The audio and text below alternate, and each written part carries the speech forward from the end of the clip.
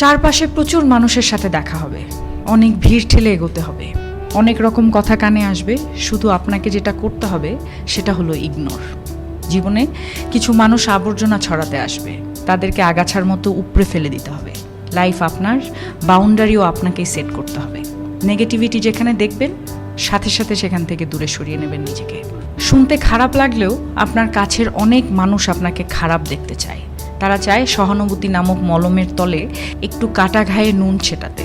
আপনি সিম্পলি সেই সুযোগটাই দেবেন না। অযথা তর্কে যাবেন না, বোঝাতে যাবার কোনো প্রয়োজন নেই। আপনার সামনে কেউ যদি বলে আপনি মূর্খ, তাই মেনে হেসে বেরিয়ে আসুন। ওই যে সময় আর এনার্জি বাঁচিয়ে নিলেন, ব্যাস কেল্লা ফতে। যে যা বলছে শুনে নিন, আর মুচকি হেসে শির দ্বারা সোজা করে নিজের সিদ্ধান্তটা নিজেই নিন। যারা নিজের সিদ্ধান্ত নিজে নিতে পারে তারা আসলে জীবন চেনে, বোঝে।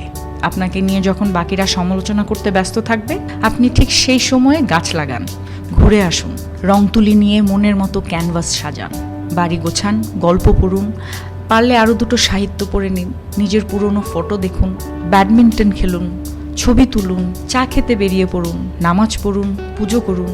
মোট কথা, তাদের কথায় রিয়্যাক্ট করবেন না একদমই। যা বলছে বলুক, আপনার কানে এলেও ফেলে দিন। দিন শেষে আপনি জানেন আপনি কি, কেমন, আর এটাও জানেন যারা বলছে তারা আপনার কাছে জাস্ট ম্যাটার করে না। ঠিক এটাই।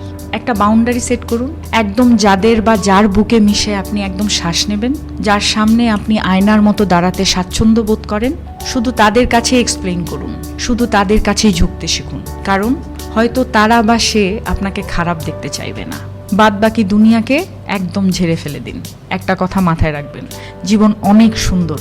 আপনি যে জীবনটা বাঁচতে পারছেন সেটা অনেক সুন্দর। আপনাকে শুধু মাঝে মাঝে বেড়ে ওঠা আগাছাগুলোকে মিটিয়ে ফেলতে হবে, অথবা কোণে একটা কাটাঝড় দেখতে পেলে সাইড কাটিয়ে চলে আসতে হবে।